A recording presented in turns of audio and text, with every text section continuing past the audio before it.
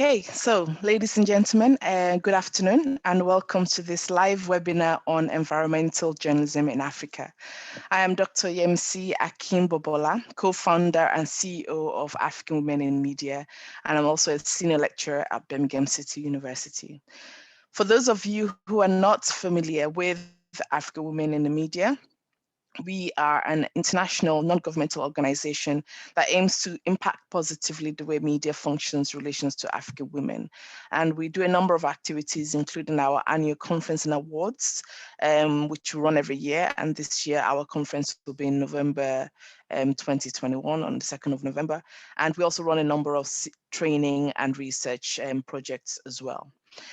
I am joined today by three environmental journalists from South Africa, Tanzania, and Cameroon. And also joining us is a representative of the UN Environment Programme, UNEP or UNEP. And I will introduce everybody shortly. But first, why are we here? This year, the United Nations launched its decade on ecosystem restoration, which it describes as a call for the protection and revival of ecosystems all over the world for the benefit of people and nature. Now, the United Nations Environment Programme and the Food and Agriculture Organization of the United Nations both lead the decade, and the decade runs from this year, 2021, right up to 2030. Keeping within the deadlines of the Sustainable Development Goals, the SDGs. In Africa, issues from land degradation, deforestation, biodiversity loss, and extreme vulnerabilities to climate change. And many of these issues impact women, and they also contribute to several conflicts across the continent. For example, climate change is said to contribute to the herdsmen conflicts in Nigeria and neighboring countries. On the other hand, Africa does have great potentials, particularly around sustainable and renewable energy production, among many other potentials. And many of these solutions will help us address broader issues around employment, around women's economic empowerment, around conflict prevention and mediation. Yet still, policy changes and human rights issues need to be reviewed. So the question is, how are we as journalists reporting on the environment and its broader issues in Africa to facilitate the necessary debates that can lead to effecting the changes that we need in order to be able to capitalize on the potentials that we have? And so that's why Andiswa, Jenifer, and Madeleine, and Mohammed join me today to discuss their experiences of covering the environment in Africa. And they will be sharing their best practices and their insights on how their work can be made easier by the various stakeholders involved in the decade and wider environmental issues in Africa, so that their journalism can contribute to real change on the continent. Now, as we listen to their presentations, I ask you to have the following three questions in mind. Firstly, what are the environmental issues in your region and how are they gendered? So what are the impacts for women around these issues? Secondly, what challenges do you face as journalists covering these environmental issues? And finally, how might we as journalists do environmental journalism differently in Africa? And also, how might AWiM and UNEP help with this process? And so it is my pleasure to introduce our panelists today. So we've got Andiswa Matikinca, who is an award-winning South African journalist with interest in environmental reporting and data journalism. Andiswa currently manages Oxpeckers' investigative environmental journalism platform called Mine Alert, which she'll talk about today. And Mine Alert is a digital tool that allows users to track and share information relating to mining licenses and water use licenses for mining projects in South Africa. Then following Andiswa is Jenifer Gilla, who is a journalist from Tanzania, who has written extensively on climate change, women, and community development for over 6 years. She's passionate about environmentally friendly agriculture because it remains one of the significant drivers of deforestation in her country, where over 70% of rural people are smallholder farmers, and most of these people are women. Then after Jenifer, we have Madeleine Ngeunga, who is a Cameroonian data journalist with Info Congo. She specializes on reporting on human rights and the environment. And Madeleine is a fellow of the Pulitzer Center for Rainforest Investigation Network and a former fellow at the Global Forest Watch. And finally, we have Mohammed Atani, who is the Regional Public Information Officer at the UN Environmental Programme, UNEP. So Mohammed coordinates UNEP's communication, outreach, advocacy, and engagement with civil society and with the private sector across Africa, and is based in Nairobi, Kenya. Thank you all to our panelists for joining us today and sharing your experiences as we begin to map out a way forward to doing environmental journalism differently. In terms of the running order for today, I will start off by handing over to Andiswa in a second to get us started, and she'll be followed by Jenifer, then Madeleine, and then Mohammed. And like I said, as they give their presentations, please do drop your comments and questions in the Q&A chat box. My colleague, Joy Adigwe, who organized this webinar, will then take over from me after all the presentations, and she will moderate the Q&A sessions before we round up the webinar. So just a reminder of the 3 questions that I asked us to keep in mind today. So firstly, what are the environmental issues in your region and how are these gendered? How do they impact women? What challenges do you face as journalists covering these issues? And then how might we do environmental journalism differently in Africa? So please have these 3 questions in your mind as we listen to the presentations. And so without much further ado, please welcome Andiswa Matikinca from Oxpeckers. Andiswa, over to you. Thank you so much, Doctor. Thank you so much for having me. Good morning or good afternoon to everyone joining us today.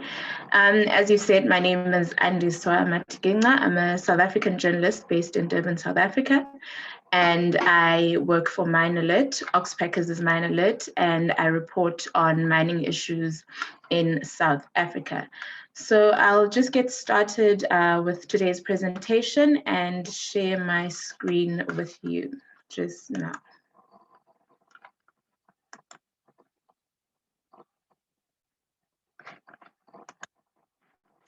Okay, please let me know when you can see the shared screen.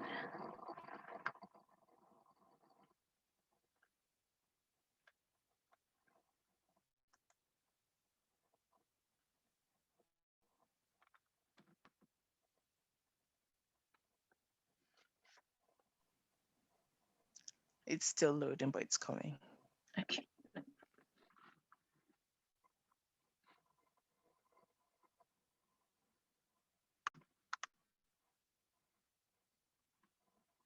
All right, I think it's on now. So as you've already said in your introduction, Dr. Yemisi, today I'll be talking about best practices in environmental reporting, specifically focusing on the mining sector using our Manolit platform as a case study. So to get us started off, Manolit is a project of Oxpeckers Investigative Environmental Journalism, which was created in 2015. It's a digital platform that combines data journalism and investigative reporting with a geomapped tool that maps South Africa's mining licenses, as well as operations of mines across South Africa. The platform also maps water use license applications, approved water use licenses that are related to mining activities, as well as water threats in strategic water source areas that are caused by mining. The platform also features documents and resources that are related to these license applications, as well as granted licenses. And we also use the data that feeds into our geomapped platform to create data-driven investigations, as you'll see in our following slide. So this is an investigation, a data-driven investigation that we published in February of this year on the future of South Africa's coal industry. So we got a data set for the investigation from a trusted source who shared it with us. And the data basically shows that investments in coal, or the story that we wrote based on the data showed that investments in coal are declining. Big coal mining companies that are listed on South Africa's stock exchange, Johannesburg Stock Exchange, were disinvesting from their coal assets, and that South Africa's customer base for coal exports is declining. Funding for coal projects is also declining. There's also been some litigation against some major coal developments. But with all these negative aspects facing the coal industry, the data that we got from our trusted source showed that coal is not really on its way out in South Africa. So just because there's decline in investments, there's more court cases against coal projects, we are still seeing a lot more coal projects in South Africa. And South Africa is one of the world's largest coal producers. It's also the biggest player when it comes to the country's energy mix. So we do depend on coal a lot when it comes to generating electricity for the country. So I just want us to go back before continuing with the story. I want us to go back to using data as a source as journalists. So data plays a big role in the work that we do as Manolit. We use it to feed into our geomapped platforms, and we also use it to tell stories. So it feeds into the platform's back end and is reflected as data points, which give you more details on specific mining activities. The data is also shared on our Get the Data platform as an open source resource that's available to our users. It feeds into investigative stories that we publish. It can also be used by other journalists as a source, just like all other sources that we interview for an investigative story. So I'm just going to quickly exit the presentation to show you our geomapped platform called Manolit and how it's used. Okay.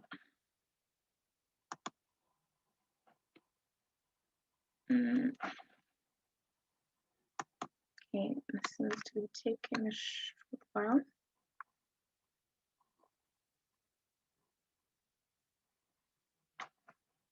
Right, my internet is a bit slow, so I think this might delay us, but I will share my presentation with Joy, and then she can just share it with our participants, and they'll be able to check out the Manolit platform in their own time. Excuse me, just as I go back to the presentation.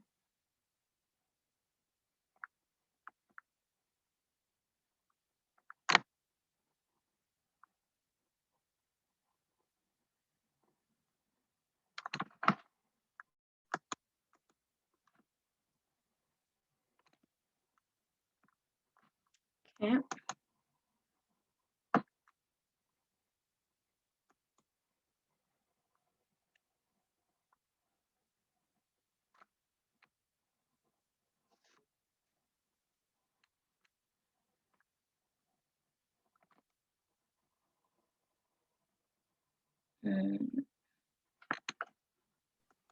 It's fine. It's still loading, so. Okay. We'll... My apologies for the delay again. It's okay. It happens. Perhaps you can share the URL to the page you're trying to share in the chat, and then maybe people can open it up on their own laptops. All right. Okay, I'll do that in the chat box just now.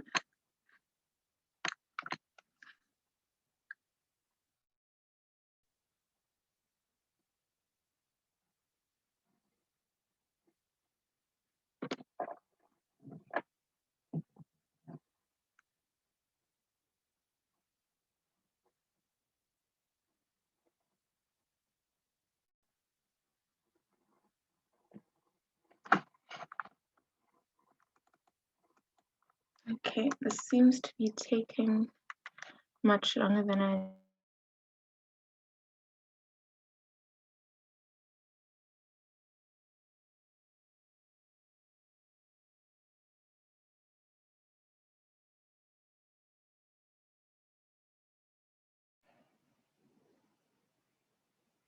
Andiswa, are you still there? I think we might have lost Andiswa. It's clear she's having some technical challenges. So perhaps while Andiswa tries to reconnect, we might go straight to Jenifer. Joy, could you, yes, let me request, Andiswa, do we have you back? Okay. All right, so we've lost Andiswa. Perhaps we can go to Jenifer next then, while we wait for Andiswa to log back in. All right. So Jenifer, over to you. Okay, thank you.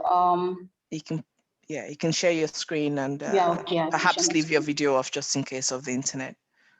Yeah.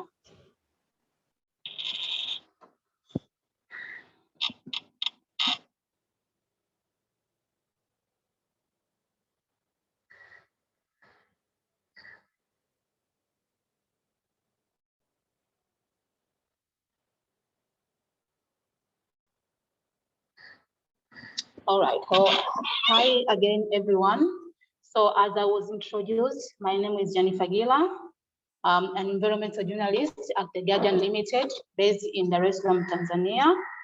So in our newspaper, we produce, in our company, we produce 2 newspapers, Nipashe, which is produced in Kiswahili, and The Guardian, which is produced in English. So I'm writing for both newspapers. So I don't have much experience, just 6 years of experience in environmental reporting.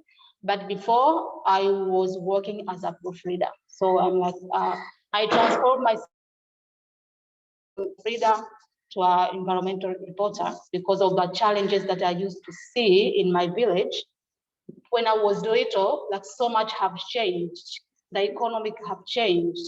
Like before, my village used to be the biggest producer of rice and maize, but now it's no more. So nobody is producing it because of the climate change, and like we don't have we don't have enough rain to produce those crops. So that's really what makes me want to report on environment. The next.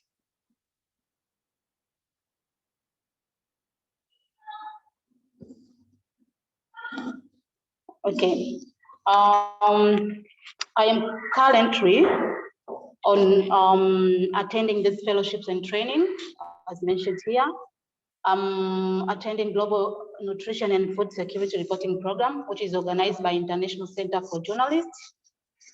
They are providing trainings, and then later we have to produce stories concerning malnutrition and food security.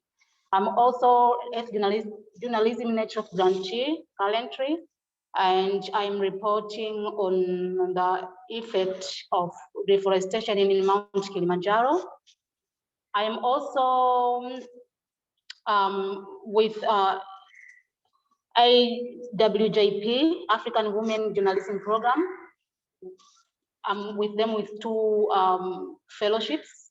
One is about health misinformation, and the other one is about impact of COVID-19 to women in Tanzania.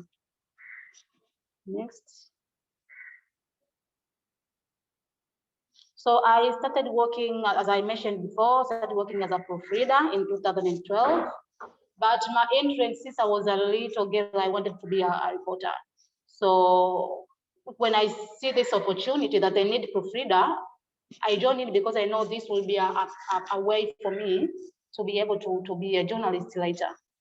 So in 2004, where I asked my boss if they could shift me to reporting, because I've started reporting ever since I was a proofreader. I was like proofreading, and during my spare time, I was producing stories and they were published. So I asked my boss if they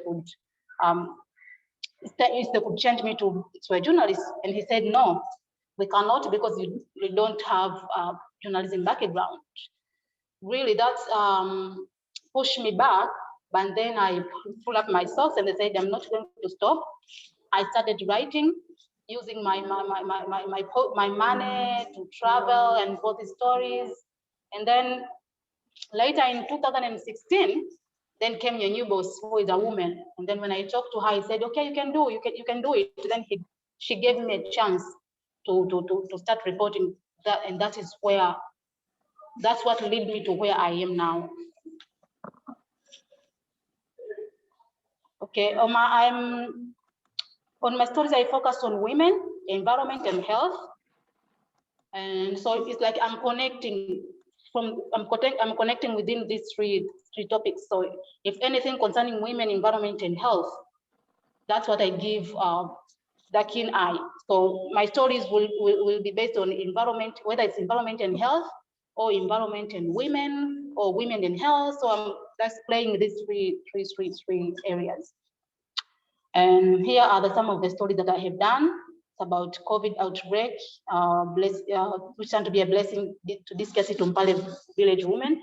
The village did not have sufficient water for drinking.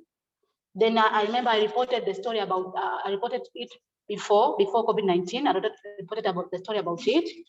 And then after the COVID-19, I reported again. So what happens? These women don't have water. What happens next? Well, COVID-19 needs enough water. And then later, after like 1 month, the villager called me and said, no, we have got water. They have connected taps which take water from the mountains, and then they transport it to villages.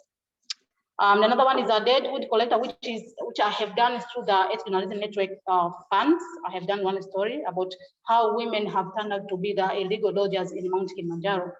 They are now the people who are like in the front line of cutting down trees because they need energy for cooking. And also I have done a story about this leader, a female leader, who got COVID-19, and then despite of getting COVID-19, it did not stop her from performing her duties. She still performed her duties. So you can find this story on website. We have them in our website. You can have it and you can read it on your time. Next. Okay, so really, as I said, before the office used to do, like my bosses used to tell me that, no, you cannot do it. So they were not supporting me in anything, you know. They used to tell me, this is your, because we don't pay you for reporting, we are paying you for proofreading. So we cannot support you, you know. So I had to like find help from the outside.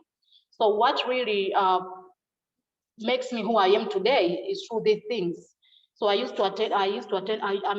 attending training and webinars. For instance, EGNET are providing trainings, ICFG, AWiM. So once I see they introduce training, I register and then I learn. I'm also following reports, like we have CIG reports, which after 6 months, they produce this report to see what have gone wrong in a country, what have gone right. So I'm using this. I'm also visiting international websites like UN Women Reports, UN Environment Report. So this is where I get these stories, because I take from them, then I connect them with the environment that I am. I'm also involved in environmental groups, like we have these adaptation groups where we visit different places to see if they have environmental challenges. So from there, I get stories to report, you know. I also like applying for fellowships, following news, and then volunteering in environmental organization. Like now I'm volunteering in this organization called WROF, whereby we visit women from different places, and then we train them how to use waste products effectively to produce energy for cooking. So from this volunteering, I get close to the villages, and then I get to see the challenges on the environment, then I produce stories. Okay, the challenge that I face in my reporting is lack of access data. As you can see in my country, like we don't have enough data about the environment. I don't know if we don't have, or they just want to make it in public. So whether if you go to their website, you don't see any accurate data you can read with your stories. And also source of a lack of sources, like especially women. You know, women are so scared of speaking. And if you tell them that you want to interview them, so once they don't understand your topic, they will actually say no. No, compared to men, men will just tell you, what is the topic about? What do you want me to tell you? What information do you want me to give you? But women, they'll just tell you directly no. So there are people who you need to have an approach, a good approach to them to make them speak to you. Also knowledge about issues. Sometimes you have to report about something and then you don't have enough knowledge. So like, for example, I always wanted to report about food, how like climate change is affecting food, and how climate change is connected to malnutrition. But since I didn't have knowledge about malnutrition, then it was hard for me to report about it. So thank God I found this training, and then about food and malnutrition that I'm taking right now. So it helps me in now I can connect dots about environment and about environment degradation and malnutrition. Also lack of resources, like cameras, quality cameras. You want to go to the field, you want to take good pictures, but you don't have these resources. You have to use phone, of which if you go back to the office, they said, oh, these photos are not of good quality. And also budget is a problem. Sometimes you find a good story, but it's far from where you are, so you cannot access it because you don't have enough budget. Next. So how can this organization support us?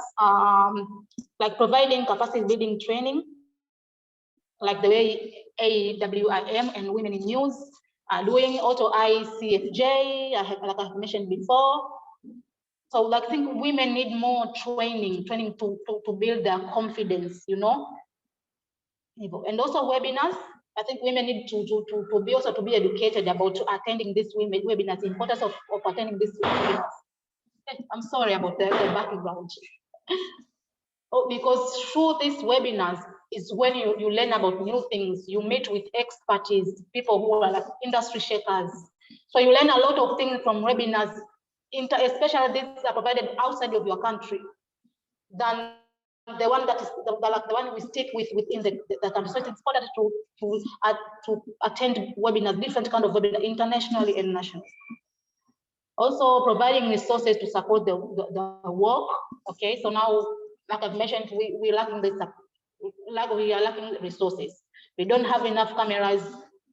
We don't have this resource to support us with our reporting. So I think if the international organizations support us with these resources, it will make work easier. It will motivate us to specialize on this area.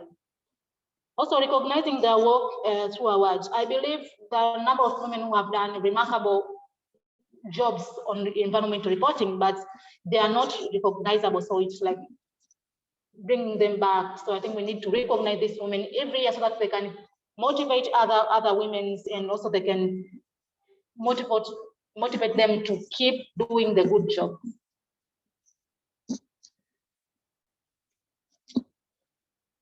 All right. That's the end of my presentation. Thank you very much for taking your time, listening to me. Thank you very much, Jenifer. Great insight there. It's really great to hear about some of the stories that you do. And I think we do have a question for you, which, if it's okay, I'll ask now because I know you got to leave us early. So there was a question about one of your stories. I'll just bring that up now. So the story about the women in Mpale. Yeah. So I think the question really is about how you determine the angles to your story, and what, how do you kind of, beyond identifying the story topic itself, how do you determine the focus, and perhaps using that particular story as an example. All right. So as for me, once I get a topic, now I don't know what angle I should take. So I have a topic, and then I'll go to the village. I'll go to the village, and then I will interview people. From the interview is where I get the angles, because you might have a topic, and then you think, okay, this topic will have, I will take this angle from this topic, and then when you go to the village, to the field, you find some interesting news then we understand. So I chose not to choose the angle from the topic, but I choose it after I interview people.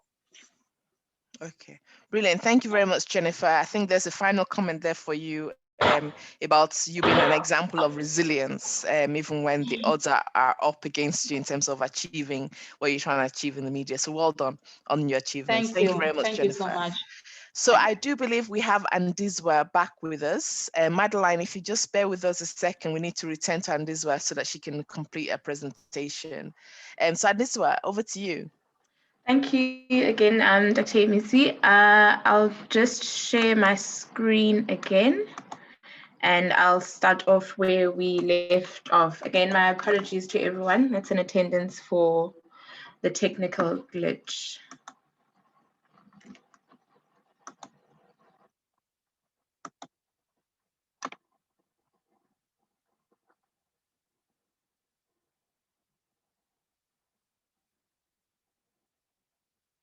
Okay, can you see my screen? It's coming, so we just give it a second. Okay.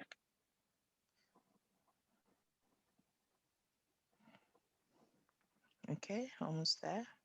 Fingers crossed this time. I think we're all used to it now, so I'm sure nobody's taking offense with it.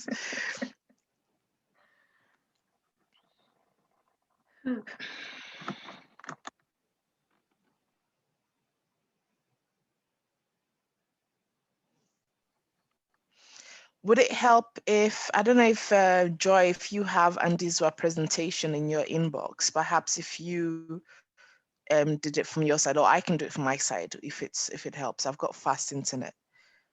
Yes, I have a presentation. Okay, that would also really help. So Joy, would you like to, so Andiswa, could we hold on from you then and go to Madeleine? Okay. If we go back to Madeleine, then Joy, if you can email me the presentation, then I can do it from my side.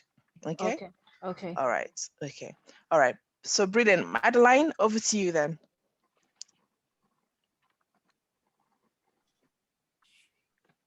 Thank you, Dr. Emisi. Thank you, everyone. I'm really happy to be here today with you and be among these great member of the panel to discuss how we as women in working in Africa, what are those challenges we have in covering environmental information. So I will quickly go on my presentation and share my screen also. Okay. I hope you are seeing my screen. Yes, we are. In the presentation mode. Okay, so like I was saying today, we to discuss this topic, and I'm Madeleine Ngeunga for the media, the regional media called Info Congo, and as data journalist and also the editor. And at the same time, I work for the Rainforest Investigation Network with the Pulitzer Center. So what do we do at Info Congo? Platform, data, satellite imageries, issues we have in the world, which is so the media was created in 2015. 6 countries, the Republic of Congo, Republic, Equatorial Guinea, and Gabon. We cover in terms of deforestation, tree cover loss, or land grabbing, etc. So as geojournalism platform of the world, we're working for now, we notice there are many Congo Basin. We have like emerging spots of the in the slides with the image watch that in country we have some emerging spots, virtual lands. We also have a lot of problem with mining activities that have an impact on communities living around mining companies in many regions, in many countries of the Congo Basin. Rainforest, also logging company with illegal logging. These are some challenge we have, some environmental challenge in the Congo Basin countries. And in those challenge, we know that women are the most impacted when it comes to mining impact on any communities or illegal logging in communities. So in the Congo Basin countries, the 6 countries have decided they will restore 25 million hectares of land. So you can see that in 31 countries have committed to restore 128 million. And for the Congo Basin country, there are about 25 million hectares of land to be restored. But most of the lands that are like primary forest are now transformed into plantation. So this is one of the problems we have in all the country in the region. So the communities or NGOs or companies may use may transform this degraded land into plantation, but they don't do it. They prefer to go on primary forest to do their plantation, which is most a great problem for our environment. So what are some topics we can work on when it comes to environmental issues? The topic we used to cover in Congo, we write about peatlands. You know that in Congo, Republic of Congo and DRC, we have the Cuvette Centrale, who have a great portion of peatlands. So we have some reports, some journalists of our network who have written story about peatlands, also about urban cities with coastal erosion, or even about forests with deforestation due to mining activity, due to illegal logging activities.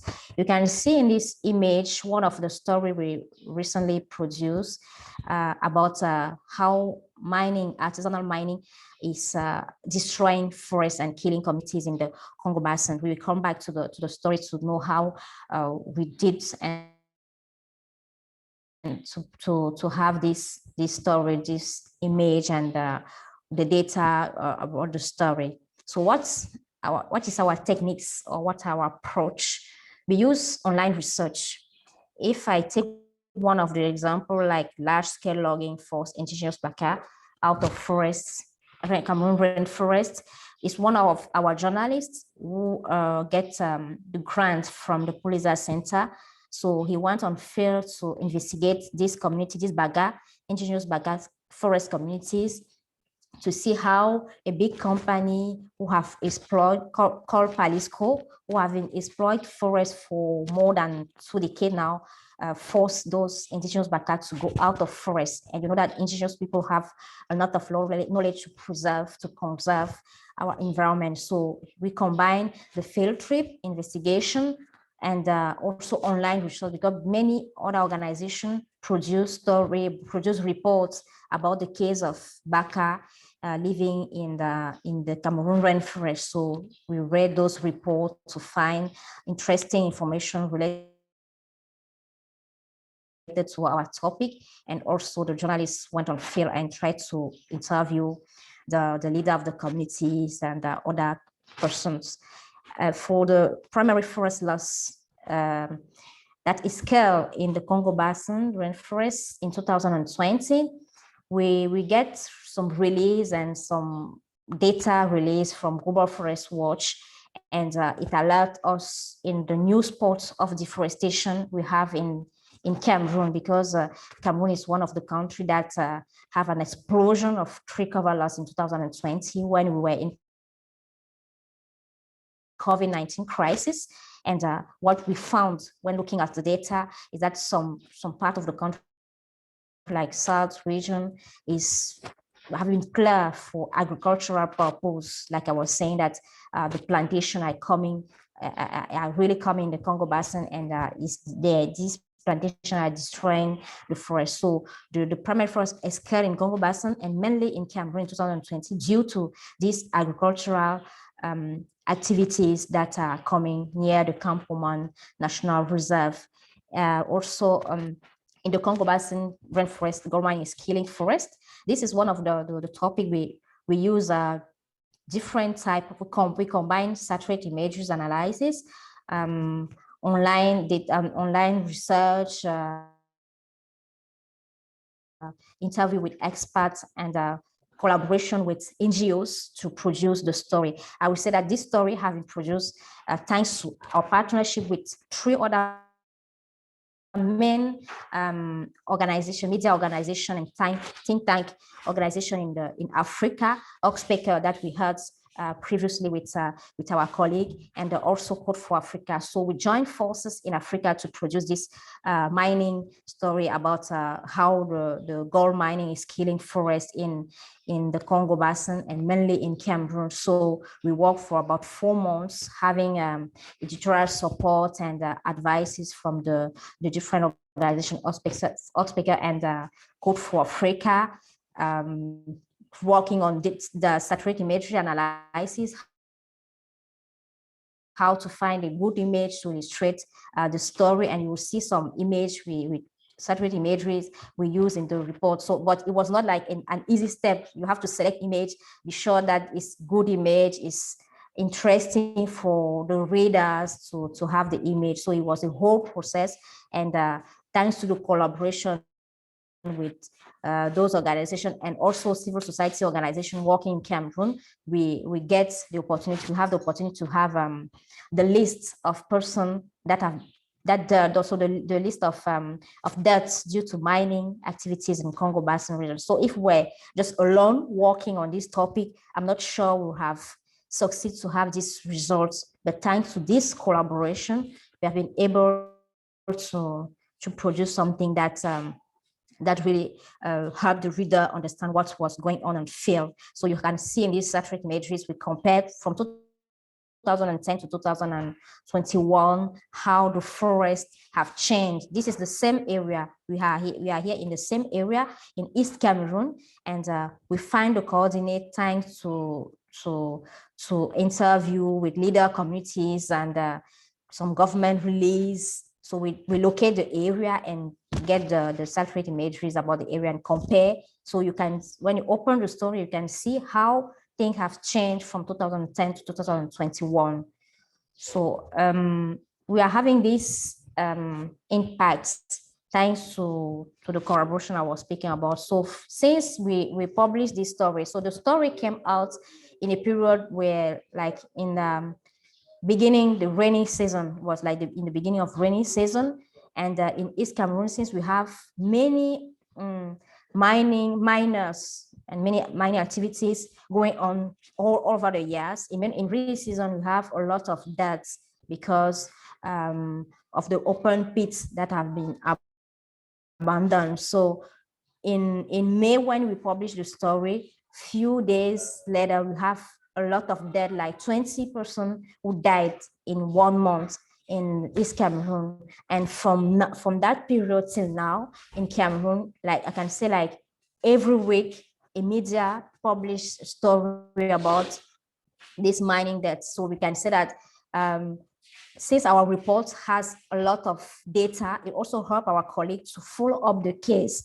So now in Cameroon, journalists are publishing many stories. So you cannot stay 1 week without having a media publishing a story about this mining activity that is really impacting our forest. So we are working with a couple of organizations like Hard Journalism Network, which help us to launch Info Congo, the Pulitzer Center, Rainforest Investigation Network, where I'm also fellow now. We are working in network with many colleagues to really investigate environmental issues in the rainforest countries. And we know that in Congo Basin, we are in the rainforest countries. So also Global Investigation Network, that's also help us with tools to better visualize the image, to better find the data or analyze the data. So what are the challenges we have when working on environmental issue as women in Africa? One of the challenge will be access to data. Sometimes, like for example, concerning the mining story, we had to wait for like 4 months or 3 months to have the data about mining deaths, because when we started the topic, the women, the communication officer, which is a woman of the NGO that have collected the data about this issue, she just gave birth to a child, so she was on leave. So we have to wait for her to come back to give us the data, because we're discussing with a colleague, with other colleague. They don't know, they are not really aware about the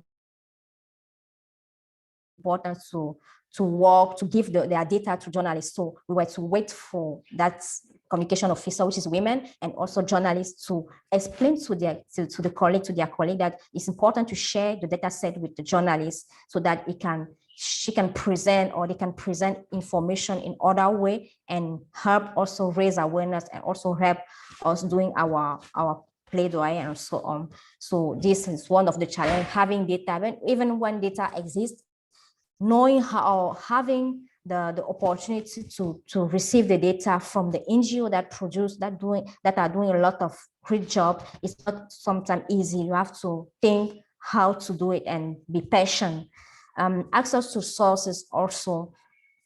On environmental topic, in the Congo Basin country, we are working on forest area, The accessibility is not easy. Sometimes, like now, for example, it is raining. I had to stop some field trip, or to know how to go with which kind of car to enter the area, because it's not easy to have access. The road are not, it's not really practical to have access to the area, and the sources, like the engineers people, they are in the forest. So you have to go and meet them, to discuss with them, to have like a balanced story, or having some accurate information from field. Internet access also is a main challenge. Recently, as a reference investigation fellow, I was on field, and I wanted to use the tools to geolocalize my image on phone. The tools work really well when we are in city areas, but when you go to forest area to have like proof of your investigation, the tools it's not working. So this is one of the challenges. So you have to think again how you go to field, be prepared to have GPS images to when the place is not connected to electricity. And one other main challenge is gender stereotype. On field, you have men who are on field. It's not, sometimes when you go on field in a team, you are the only women and only woman on the team. The other, even the driver, the fixer, the cameraman, even the person you are discussing with, they are just men. So you have to be courageous. You have to say, okay, I'm here to work, so to be focused on what you are doing. And even colleagues will say, okay, how can we travel to do an environmental story? You are a woman and so on. So these are some stereotypes that we have as women. But thanks to discussion with other colleagues who understand that a woman can also go on field in the difficult area, can also use her laptop to like stay one day working on satellite imagery, working on data. It helps also to really have the possibility to work. So how can we improve this? Or how can we address this challenge?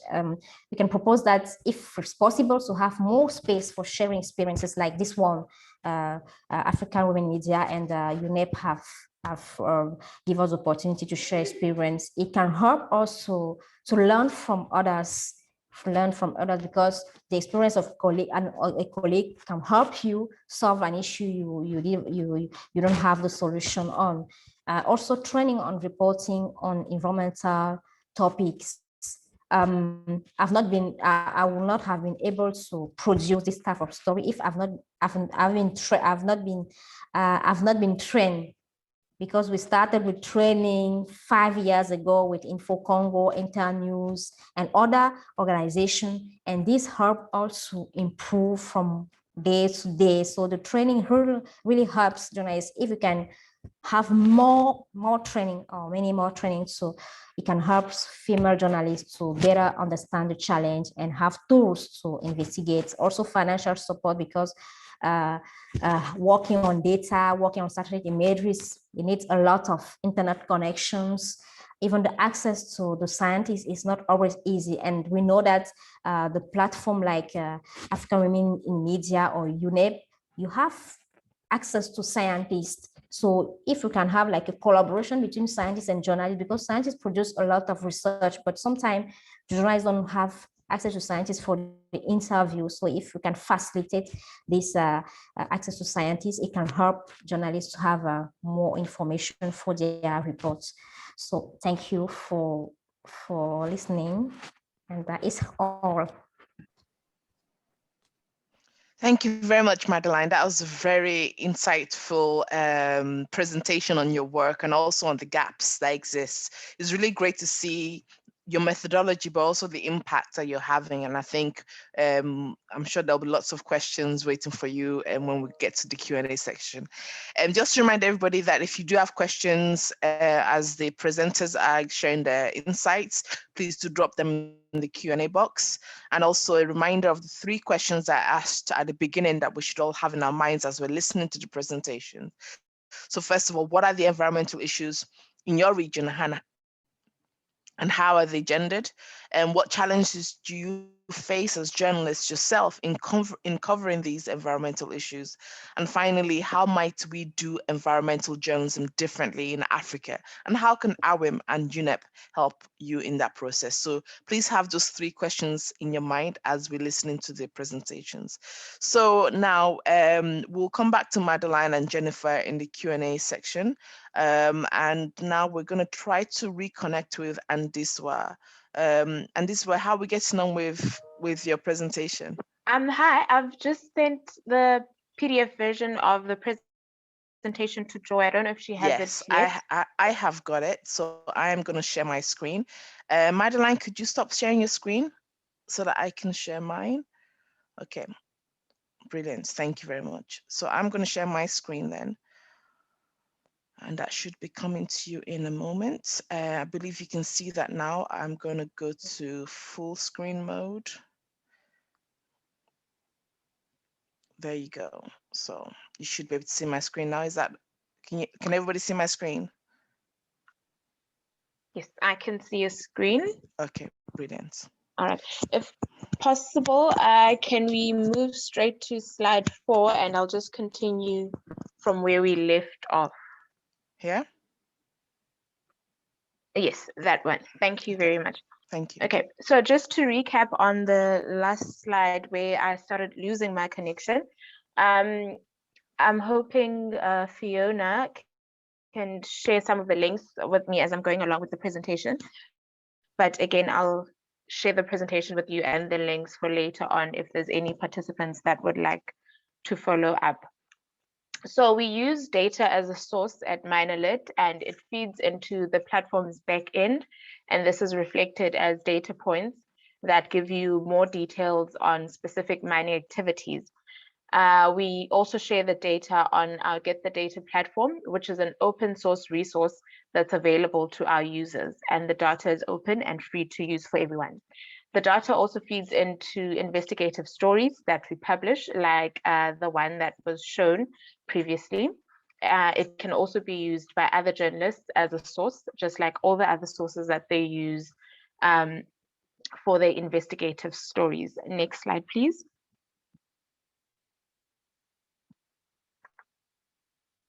All right, so on this slide, I'll just be sharing some basic guidelines that we use when working with data for stories. So you need to source the data firstly, that's related to a topic that you want to explore. I'll also share how you can actually source this data later on in the presentation. You then need to clean up and collate the data so that it is in a readable format. This can be done using Google spreadsheets or Excel spreadsheets. You then analyze the data to find the story in the data, and then you verify the data to make sure that it's factual, and you apply the analysis to your story. And then you start with your writing process, and then you publish and share it with the public. Next slide, please.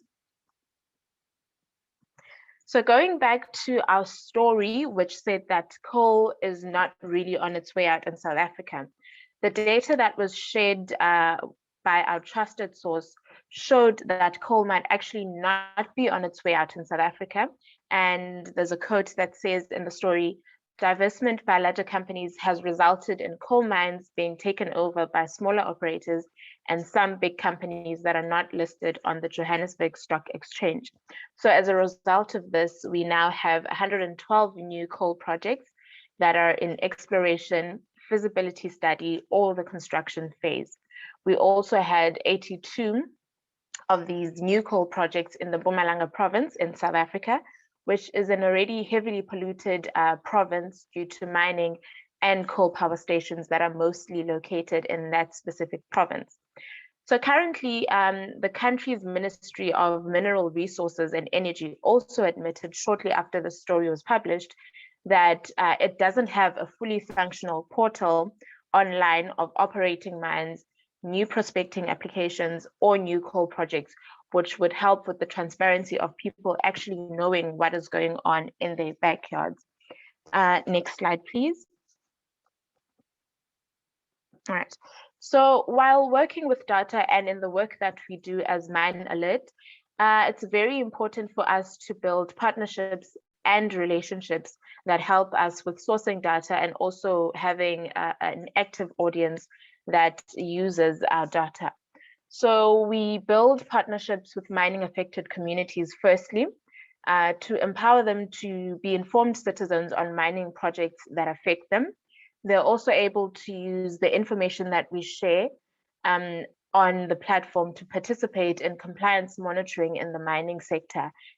And then they also approach Manolit to amplify their voices against non-compliance by these mining companies and other mining related issues. And we then turn these into stories or investigations, as well as social media campaigns.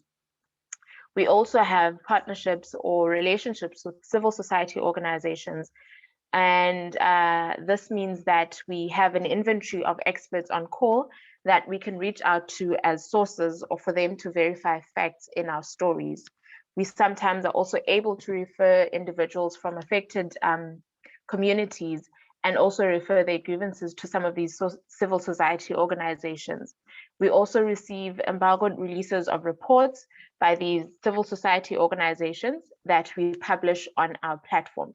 So as much as we are involved in campaigning work, we do like to leave the campaigning to the experts. So these are the communities as well as the civil society organizations. Next slide, please.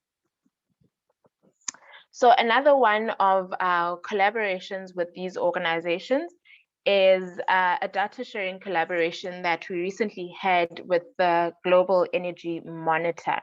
So Global Energy Monitor creates and shares databases and reports, as well as interactive tools on the international energy landscape. And in June 2021, they released the Deep Trouble Report, which I also co-authored. So some of these relationships that we build with environmental organizations develop into data and information sharing opportunities. We collaborated with Global Energy Monitor on this report, which is called the Deep Trouble Tracking Global Coal Mine Proposals Report. And we turned this into an article that was published in June 2021. So this was published just last month. And then on to the next slide.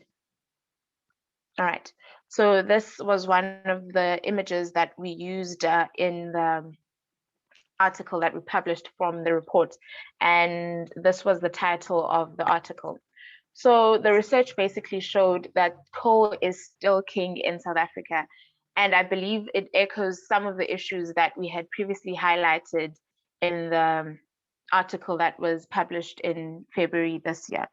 So the article highlighted elements of the report which showed that we have over 400 coal mine proposals globally, and this is even though global leaders have made commitments to reduce carbon emissions that are caused partly by the burning of fossil fuels such as coal, and as well as ending further financial investments towards coal. The article then went deeper into the numbers in the South African context to give the meaning for people on the ground. So we highlighted how many proposals we actually have in South Africa, where these proposals are, and what this means for the transition globally, moving away from coal to renewable energy sources. And then next slide, please. All right. So on this slide, I just want to share some tips for reporting in the mining sector, which I believe can also be handy for other environmental journalists reporting on other sectors within environmental reporting. So our aim as Manolit is to promote public and private sector accountability in the specific sector, which is the mining sector. We also want to advance civil society and socioeconomic rights, as well as protecting the free flow of information as journalists, and also strengthening justice and equality. Next slide, please. So these are some of the resources that fellow journalists or environmental reporters can use when reporting. So I think one of my colleagues had already shared issues when it comes to access to information as well as data on environmental issues. And this can be solved through access to information laws that are country specific. So in South Africa, we have what we call the PAIA Act, which is the Promotion of Access to Information Act. And we use this to request data, records, as well as information that's not easily available to the public. So we are able to request this from private bodies. So these are private companies, as well as state or government bodies and departments. It's also very useful to develop resourceful contacts at relevant states and government departments so that you're able to tap into these for different topics and different stories that you will cover in your reporting. It's also important to stay aware of organizations such as Global Energy Monitor, which have databases that are very important on a variety of topics and issues. And then I'll be sharing next some of the tools that we use when working specifically with data. So for data analysis, we use pivot tables. These can be found on Google Sheets as well as Microsoft Excel. We use Flourish for data visualization. So this is to make the data much more readable and more visually pleasing for the audience, and you'll find this through graphs, tables, and different charts that are available on Flourish. And then we also have on our Manolit platform, a platform where we share data on threads to water resources. And then you can also find such platforms from other organizations. Next slide, please. All right, so some of the challenges that I face in my environmental reporting include state as well as private bodies that do not comply with the PAIA process. So as it's an official act that was gazetted, government departments sometimes, as well as private companies, do tend to want to delay the processes or delay the eventuality of having to share the information as the Act mandates them. Also delayed responses from sources, and this has possibly gotten much worse due to the COVID-19 pandemic. And another issue is sourcing visuals as a remote reporter who's not able to be on the ground to take pictures of some of the stories that I'm reporting on. And then some general gender challenges, I'd say, are that the media industry is largely led by males, and there's very few African media houses that are headed up by women. So this results in a lack of empathy and understanding when it comes to dealing with issues that affect women journalists. And then pay scales are also skewed in favor of male journalists a lot of the time. So there's the pay gap issue. And then we also have an issue of spaces that can sometimes not be inclusive, which results in a lack of understanding of how women operate and what they need as journalists. Next slide, please. So to combat some of these challenges that I've already highlighted in the previous slide, I believe it's very important to have organizations that offer skills trainings and workshops for journalists, as well as webinars such as the one that we are part of today. And these can include a range of issues, trainings on data journalism, digital security, and many other issues that we can receive training on.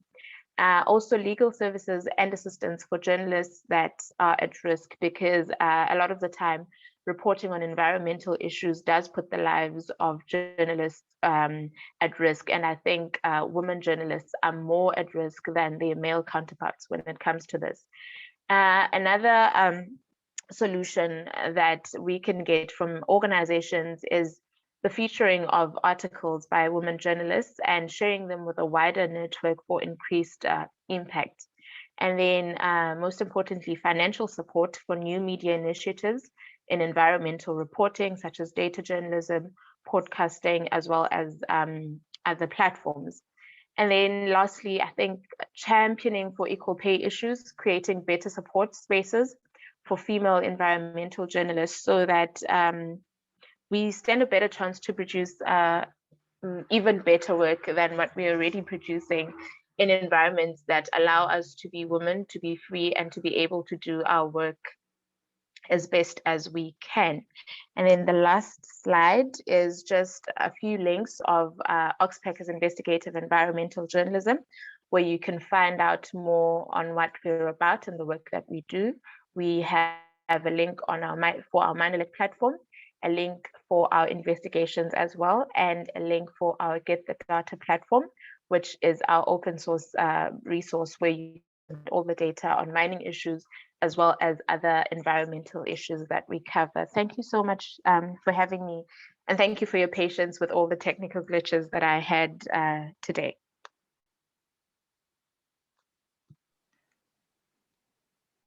Brilliant. Thank you so much, Andiswa. That was a fantastic presentation, and it's really great to see the extent of the work that's already been done in this space by Oxpeckers and the insights that you shared there about how you access data, and which answers some of the questions that we had earlier on about how to access this data.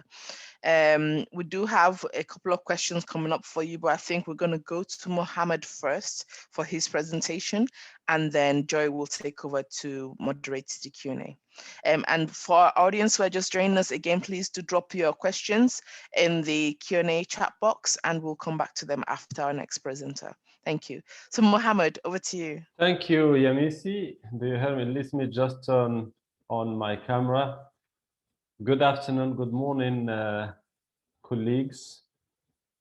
My name is Mohammed Atani. I'm the head of communications and outreach at Africa office, UNEP. And my presentation will be on the UN decade on ecosystems and land degradation. And I will also give more space to discuss with you the challenges that you are facing as journalists to report on the environment in the continent, and how we can partner with you and work together to advance the environment agenda across the continent. So let me share my screen. This is my presentation, and put it on can you see it? Can you please confirm? Yes, we can. We can see it. Yeah. So you just need to put it on presentation mode. Okay. Yeah. So there was a UN General Assembly resolution that called on UNEP and FAO to lead on the implementation of the decade in collaboration with other institutions, especially the Secretariat of the Rio Conventions and relevant multilateral environment agreements and entities of the United Nations system. We know very well today that loss of biodiversity and ecosystems are one of the main obstacles for countries to achieve their international multilateral commitment, especially when it comes to climate change, for example, Paris Agreement, and also the Convention on Biodiversity. The objective of this decade the UN Decade on Ecosystem Restoration, is to prevent and halt and reverse ecosystem loss and degradation. There are three pillars, if you want. One, it's reviving our oceans. Our oceans are affected by pollution. There is a huge issue. Sorry, there is a noise. Somebody, if you can please, I can hear a noise in the background. So revive our oceans, and as you know, there is a huge issue of pollution of our oceans, and that's affecting not only it's affecting the livelihood of communities that are living from those oceans, and colleagues from especially East Africa, Tanzania, and of course also West Africa, Senegal, and other countries. We know that there are communities living from the ocean, from fishing, and the pollution of those areas are affecting actually the livelihoods of those communities. Let's lock carbon in peatlands, and one of our colleagues mentioned that. That's a major issue, and Africa is a land of a huge area of peatlands, especially in the Congo basin. And also, let's green our cities, because that's also a major challenge in the world and also in our continent. I have put down here a link, it's a Trello link, to all the material that we have developed actually to support communication and outreach on the decade. This is a slide that summarizes, if you want, this the challenge we are facing, the vision and the barriers, and also what this decade is all about. So the objective is to support the implementation of Agenda 23. I mean, you can see that without large-scale restoration of degraded terrestrial and marine ecosystems globally, we cannot achieve the Agenda 2030, and also our agenda as Africans, the Agenda 2063. The vision is to have a world where we have restored the relationship between humans and nature. There is a broken relationship, and the UN Secretary General has mentioned that in one of his speeches, that there is a broken relationship between humans and nature. We have to restore that relationship, based, of course, on information, on knowledge, and also on respect of nature. So where we increase the area of healthy ecosystems and put a stop to their loss and degradation. It's very important in our continent, because the ecosystems and biodiversity are the foundation of any transformation, any economic and social transformation in our continent has to consider the protection and the value addition of ecosystems and biodiversity. So for us in the continent, in Africa, I think we are more affected by the loss of biodiversity, by loss of our ecosystem than other areas in the world, because simply that's the backbone, if you want, of any transformation that should happen in the continent. The barriers that are facing, or are the challenges, limited awareness, and I have heard that in your presentations, limited awareness. And I think as journalists, you have a key role to play in this agenda, raising awareness, simplifying to people why their ecosystems should be restored, should be protected. And in simple language, we have to translate that complex language to a simple language that communities can understand and connect with. Social and cultural norms, economic systems. Our economic systems today are embedded with over-exploitation. overproduction, overconsumption. We have to make sure that we review those economic systems and make sure that they are actually sustainable. Sustainable production and consumption is key for the future of this planet and for the future of humanity on this planet. The way we consume today, the way we use natural resources is not sustainable and cannot sustain this planet and cannot sustain humanity on this earth. Insufficient public and private investment. And this is a huge issue.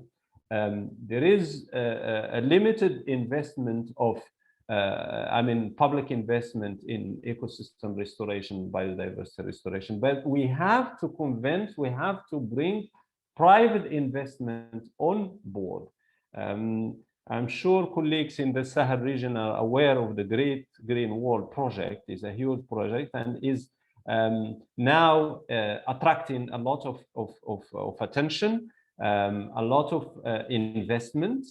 Especially there is a kind of interest by the private sector, and I think that will help accelerating the implementation and of that huge project.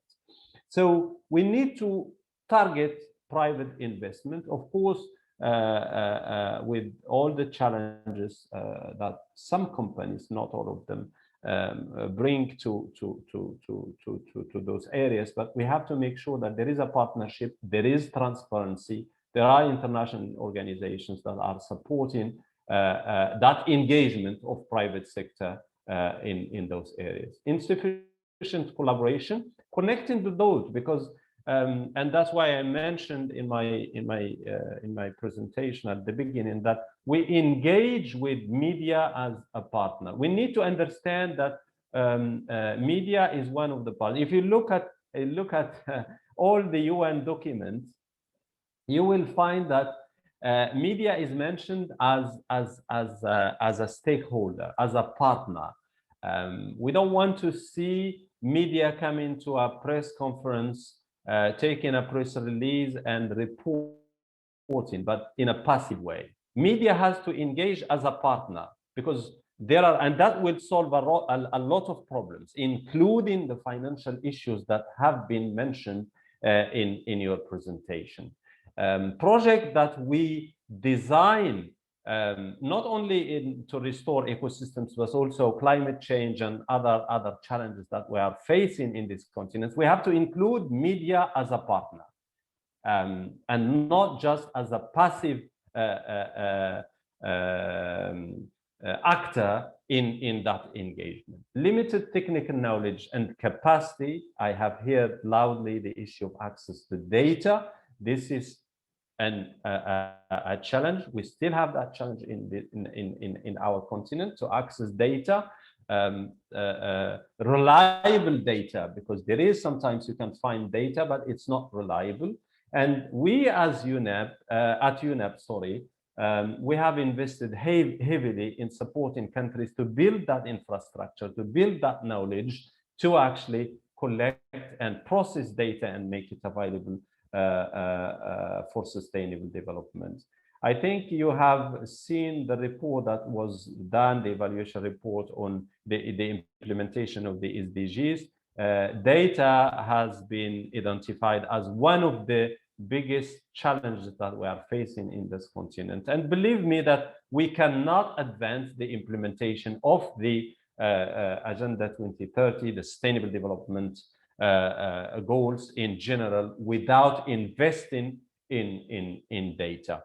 Then over here you have how we can overcome these barriers by, of course, following three pathways. One is make sure that this UN decade is a global movement, and we are pushing on different fronts, engaging all the key partners to make sure that the implementation is not leaving anybody behind, but in taking every key stakeholder on board. Political will, of course, we have to make sure that policymakers are engaged, are supporting the implementation of the UN decade, and also are creating space for media to do its work and also to engage as a partner, as I said. And although building capacity, and I have heard also in your presentation that training and capacity building, it's still an issue.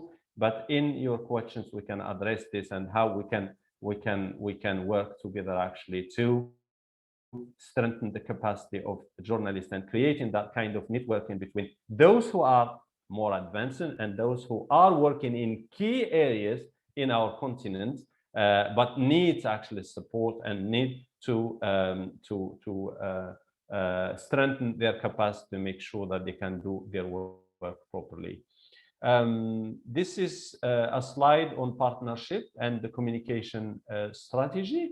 As I mentioned, a networked approach that connects hundreds of select global partners to thousands of local implementers, reaching millions across the globe. This is not a new project. It's a kind of movement. It's a kind of platform that it is created to engage partners, key partners, and put them together to work. There are enough projects, there are enough activities that are being implemented in this continent. We have to make sure that we raise awareness about those initiatives being implemented and connect them in a smart way so we don't reinvent the wheel. Sometimes you can find two initiatives or more implementing the same project, targeting the same people and trying to achieve the same objectives, but they don't talk to each other. We have to create platforms to make sure that they talk to each other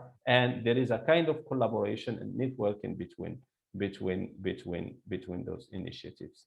Here is the different categories of partners. You can see here UNEP and FAO are leading on the implementation of this agenda based on the UN General Assembly resolution. We have collaborating agencies, we have global partners, and in our case, we should have regional partners, including media. So media should not mentioned at the end of the process, but should be actually part of the process from the beginning to the end, because that's what we are after. We need to engage with media as a partner, and I'm repeating this because it's key. Supporting partners, of course, and restoration implementers, those who are on the ground actually doing the work and implementing the agenda and doing ecosystem restoration and biodiversity restoration. So we have 10 years now. I think we have less than 10 years to engage and implement this decade, and we need 10 actions. One is empower a global movement. This has to be a global movement. We are all affected. A peatland that it's destroyed in Congo is going to affect somebody who is sitting in California or sitting in England or in Geneva. So we need to understand and make sure that people understand that this world is interconnected. What's happening in South Africa is affecting Europe and is affecting other places in the world. So it's a global movement. Finance restoration on the ground. We cannot achieve this without finance restoration, without actually investing and that's what we are, I mentioned, we are targeting private sector to bring private sector on board. And our role as UNEP is to facilitate that discussion, explain, and also make sure that there is a trust between private sector and public sector, especially international investors. You are aware of the, those issues. I mean, for a private sector to put its money and invest on the ground through public engagement and through public support, we need to create that bridge and make sure that there is trust between the two sectors. Set the right incentives. We have to make sure that people, they see the interest of investing in ecosystem restoration. You cannot today ask a farmer or a community in Congo to protect a huge forest for $100 per month. That doesn't exist, has not worked. We have to review that approach and make sure that there is a return on investment, a return on engagement. So that has to be explained to these communities, to policymakers, to all stakeholders in a very simple language. This is what we will gain from investing. My colleague from, I think, from Cameroon mentioned that restoration of 350 million acres will generate 9 trillion in ecosystem services. Those are, this needs to be explained. What does it mean for a community living in a remote area in Cameroon or living in Congo or in Morocco or in South Africa? This has to be simplified in a simple language to those communities, because they are the key stakeholder in this process. Celebrate leadership, shift behaviors, including, celebrate leadership, including your role as women journalists, African women journalists. We should be proud of you. We should celebrate actually your role is engaging and supporting this decade, and also the work that all stakeholders, including government, the UN, and others, in protecting the environment and creating value addition in this continent. Shift behaviors. We need to invest in education. We need to invest actually in awareness raising to make sure that people, when they act on knowledge, they act on a solid information. I'm investing in ecosystem because I know that the future of my kids is in that ecosystem, is in that biodiversity. And of course, invest in research, and that's what is related to the issue of data and knowledge. And that's another issue. I'm talking about data and knowledge. That knowledge that should be captured, especially the indigenous knowledge of communities, that should be captured and shared, and to support the implementation of this decade. Build up capacity, celebrate a culture of restoration. This needs to be embedded as the overexploitation, overproduction has been embedded in our social and economic systems. We need to embed a culture of ecosystem restoration, of land restoration in our social and economic systems and behaviors. Build up the next generation and listen and learn. So this is just this is kind of what we have done. The launch of the decade we have launched the decade during the World Environment Day. It was launched by the UN Secretary General, and there is a whole program actually for 10 years to make this happen and make sure that there is an engagement of partners, there is an engagement of communities, and there is a new way of doing business. Because this campaign, this movement is based on a new approach of doing things. And this is where communication strategies and outreach strategies are hidden too. We need to change the approach. We need to change the way we engage with communities, we engage with policymakers. It's not just producing paper and reports. We need to make sure that what we say, it's actually transformed into action, sustainable action, to actually support the sustainable development in this continent. So there is a lot of material that is available, including a visual identity of this decade.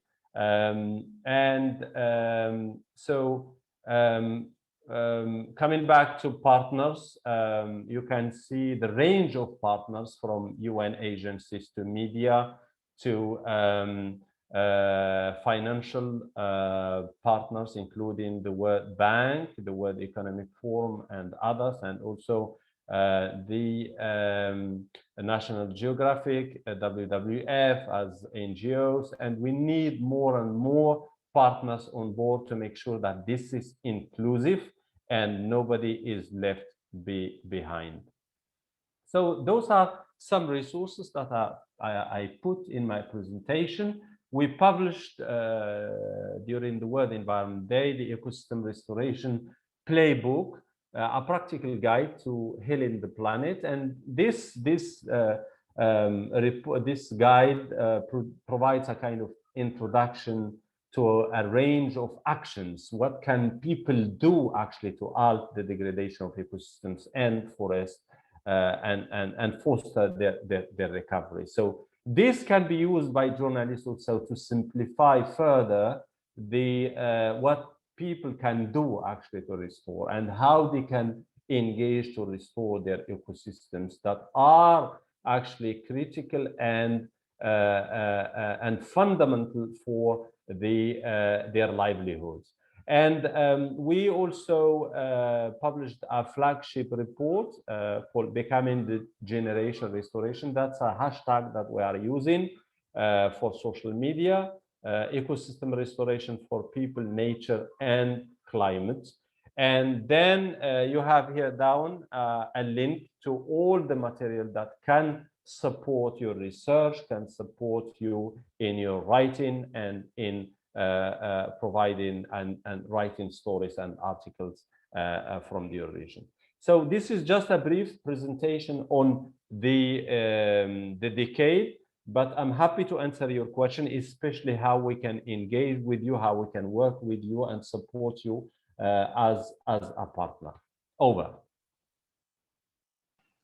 Brilliant. Thank you so much, Mohammed, for that insightful presentation on the work of UNEP and all the partners and the available resources. So it's my pleasure to hand over to my colleague, Joy Adigwe, who's now going to moderate the question and answer session. Over to you, Joy. Thank you very much, Dr. Yemisi.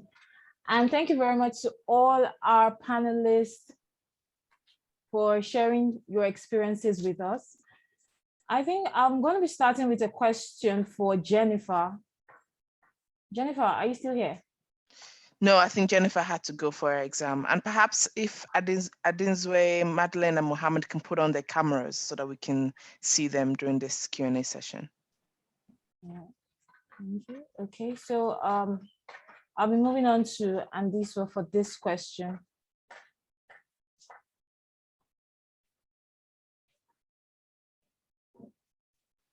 Andiswa, please, can you? All right. Hi, can you see me? Yes, I can see you. Okay. So yes. We have a question here for you. And this question is, now citing an example from Catholic sisters who are reporting in vulnerable communities. So the question is, how can Catholic sisters who serve among some of the most vulnerable communities be supported to spearhead environmental protection among these communities who depend entirely on the environment to sustain themselves? Thank you so much for that question, Joy. That's a very interesting question. I think that for support, including sisters and other community members that are interested in getting assistance for the work that they do, it's very important to mobilize themselves together with NGOs, local NGOs, as well as civil society organizations that are doing work in line with the campaigning work that they're doing, as well as the issues that they are challenging in their communities. All right, thank you very much. Okay. Yeah, no, you have something else to say. Oh, sorry. So I was saying organizations such as the UN also can provide support locally. So reaching out to local offices that do support that kind of work, as well as if there are government and state departments that deal with those specific issues. So for example, in South Africa, I do know that we do have a department that deals with women's issues, as well as children and disabled people. So reaching out to those types of state organs as well to see the kinds of programs that they're running and the support that they do provide. All right, thank you very much. Thank you. Mohammed, I don't know, I think I would like to hear your input on this question as well. Thank you very much, Joy. As Andiswa mentioned, I think it's important to engage through the channel of civil society. In UNEP, we have departments and to engage with civil society. I'm the focal point for that department and happy to support them. And that will facilitate any engagement and also allow them to participate in different, you know, events and learn from others. There is a very strong group that engage with UNEP, and especially at the African Ministerial Conference on the Environment. If this NGO is coming from South Africa, South Africa has the presidency, currently the presidency of the African Ministerial Conference on the Environment. Minister Creasy of the Environment is the president of AMSEN for 2 years. And colleagues at the Ministry of the Environment are very supportive of civil society. And also they can engage through the UN Environment Assembly. Once accredited with UNEP, they will receive all the information and they will be invited to events, especially the AMSEN and UNEA, of course, other events on biodiversity, on climate change and so on. And again, I think their role is very important, and there are different platforms. I mean, I just mentioned what can be done from our side, how we can support them. All right.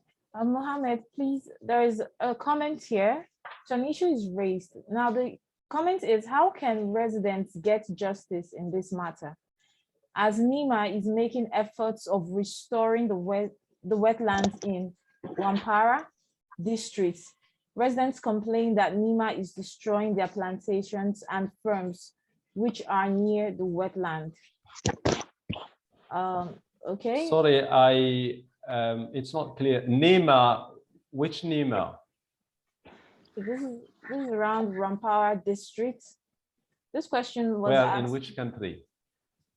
Okay. I think we'll have to get back to this question. It's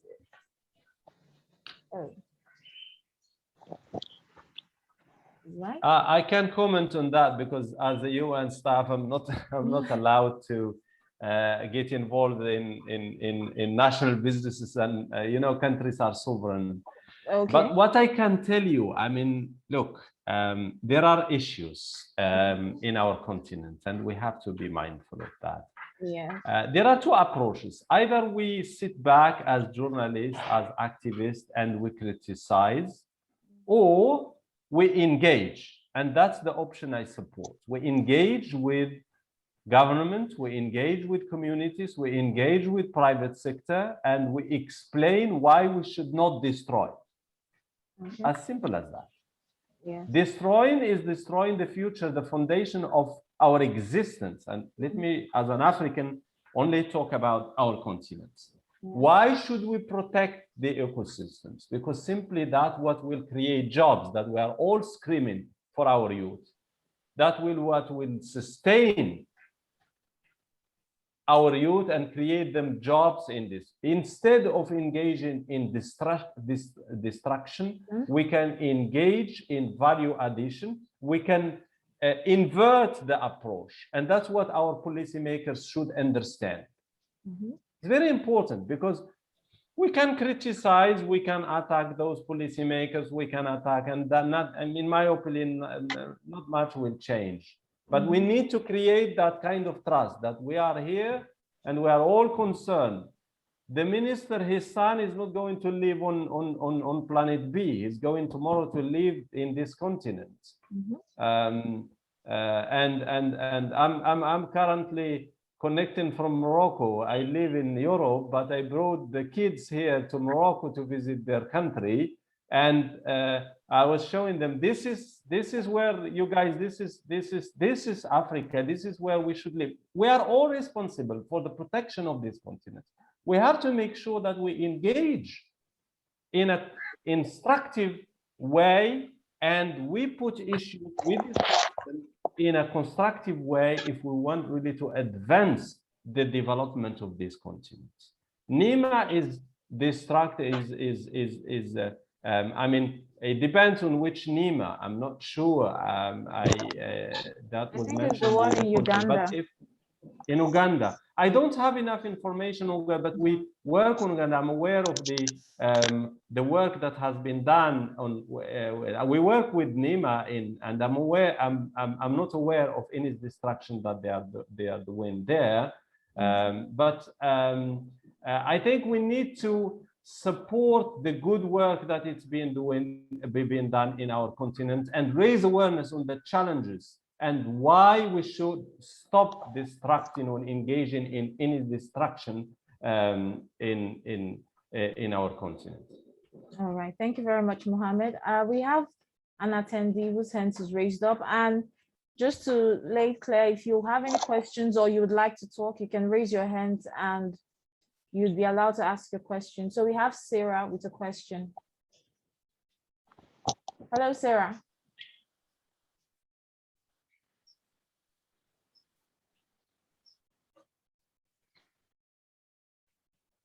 Sarah, can you hear us?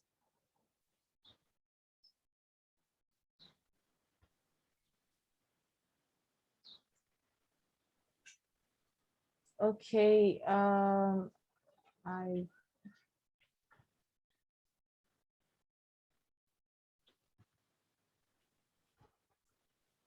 right, so while we wait for Sarah's network to come on and she can talk, we have a question here. So I think that's why, Madeleine, you have applied for several grants. You're a fellow now. And this question now is from a freelance journalist. So she's asking, how can a freelance journalist get financial support from AWiM, from UN, from agencies to investigate success stories of forest restoration, as well as conserving endangered species, and how to apply the successful formula across board? So how can she get financial support, and how can she apply this formula while applying to various agencies? Okay, thank you for the question. Taking maybe the example from my experience, it's not always easy at the beginning when you start applying for grants or fellowship to do investigation on environmental topic, but there are a lot of organizations having grants now, giving grants to journalists nowadays. So it's we have a great opportunity to consider today as journalists. Personally, when I want to apply for grants, I try my best to report on the topic first, because even with our own funds we have and resource online, we can produce stories, even if it's not like huge story on some topic. We can start by producing stories on environmental issues, so that when we apply for grants, we can explain to the organization who's giving the grants how we are linked to their objectives. Maybe you have produced stories on deforestation in DRCs, little stories. We are not obliged to have a great story, like I said. Even little story about you are interested on the topic, you write on a topic. Now is the way you explain to the founders that, okay, this is what I used to do on the topic. Show what you used to do concerning this topic. Also know more about the aim of the fellowship, the objective of the fellowship, what are they looking for to support, and try to have a link between what you as journalists can propose, can offer, and the objective of the grants. So having these two aspects, have an experience to share, having something to offer as experience, and also know the objective of the founders, can help you to better to give argument that you are the best person to be selected for the fellowship. And also something difficult for journalists for sometimes to have like working on budgets. Today as journalists, when you try to apply for fellowship, we should think about aspect about budget having budget on to plan for field trip, to apply for investigation, how to budgetize an activity. So it's difficult to be like simple journalists today. Have to work with others to have those knowledge and partners with our colleagues to prepare our project, to prepare our application, sharing experience with others, asking for advices to colleagues and help you prepare your good application and apply. It's what I can say. We can develop more, but this is what I used to do as a journalist, looking for fellowship. All right, thank you very much for sharing your experience, Madeleine. Mohammed, I noticed your hands are up. And before you speak, I also like yes, to... yeah, thank you, Joy. This is a key question, and it joins what I mentioned as engaging with media as a partner. I mean, for the last 15 years or so, I have been working with media on environmental issues in the continent. And every single meeting, they complained about financial resources and lack of financial resources to sustain their work. Media is an industry, cannot live on charity. Let's be clear on that. And I have repeated, we need to face that and understand it. We cannot wait for, or we have to build that as an industry. And we had I think a few years ago, we had a workshop with colleagues in Kenya to discuss this issue, how we can engage with partners as media. And the solution is that when we engage with an initiative, we have to engage as a partner. One, we have to make sure that there is value addition and we are providing a service, and that service has to be actually supported financially for us to do our work as journalists. I'm not sure the issue is lack of resources. There are resources there. There is a lot of money, and every project, single project in this continent is really running after its visibility.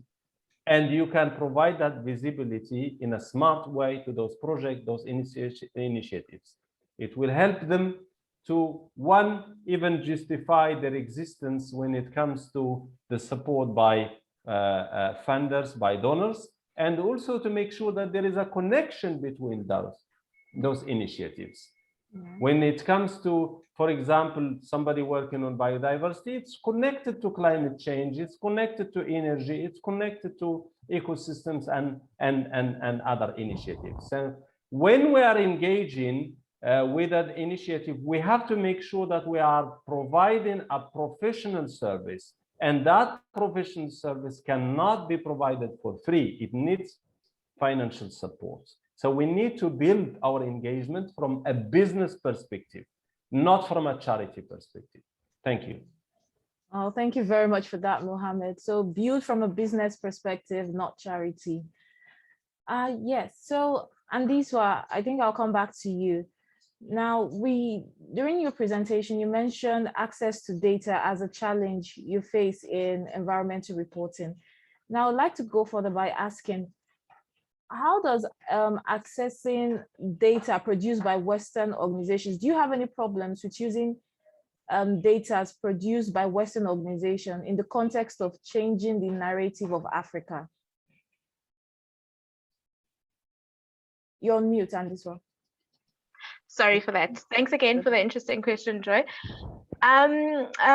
You're right. A lot of the times, information or data from a Western perspective does tend to not give the bigger picture or the clear picture or an honest picture of what's happening on the ground. So I think that's where collaborations come in, and that's where they're very important. As an example, with the example that I made about our collaboration with Global Energy Monitor, which is a global organization that collates data, they actually called us in to give us the data that they had. So luckily for us, the data was just numbers at that point in time. And they actually asked me as a South African journalist to come in and paint a picture of what the data was saying for someone who's not South African for them to understand what's going on and to maybe clean it up a bit and clear out any untruths or false statements that might have been given with that data. So it's very important for Western organizations that are collecting data on African countries and on issues that are affecting African countries to enter into collaborations and partnerships with African journalists as well as researchers to make sure that the data that they're reporting on is what's actually happening on the ground and it's factual and it's the truth. Right. All right. Thank you very much, Andiswa, for that response. Jenifer, can you hear us? Hi, yes. All right. Welcome back, Jenifer. So I have a question for you. Now, from your experience, you've realized that you're someone who uses your platform. So there's a question here. As a woman in media looking for an opportunity to use her platform to make awareness on environmental issues, how can this woman in media use her platform to make awareness on how to overcome conflicts, famine, and drought in the society?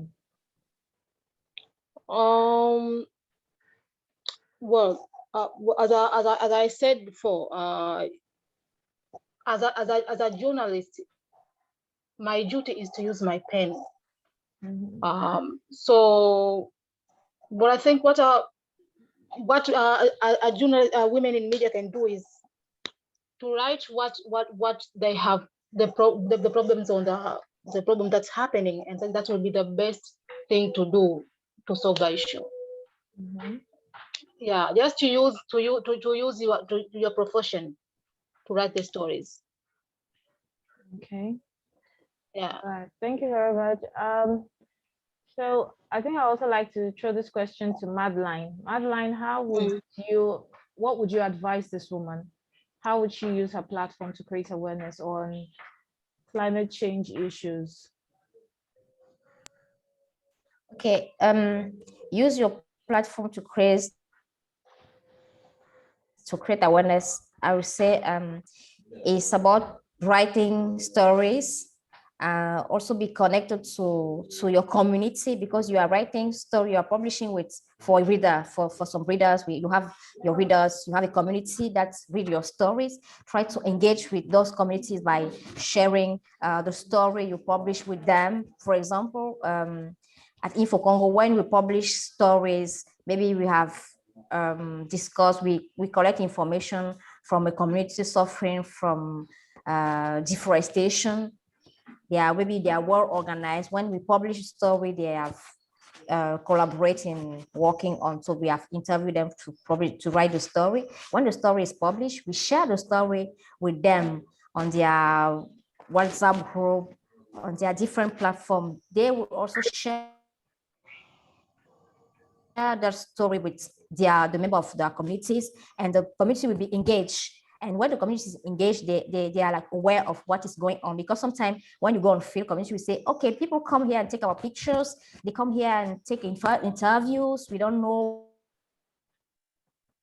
what's happened. When we write the story in our platform, we share the story with them. Sometimes we even partner with a local organization. We have published a story on Info Congo website. We have like short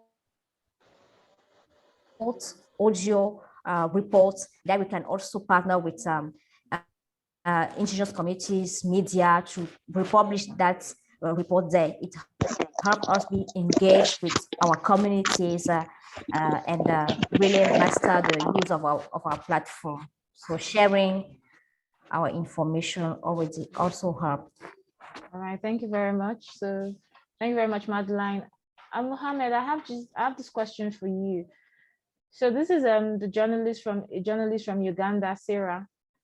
How would you advise the media to be helped to be on board, to engage as we go towards the SDGs? Yes. Because sometimes, yes. Well, I mean,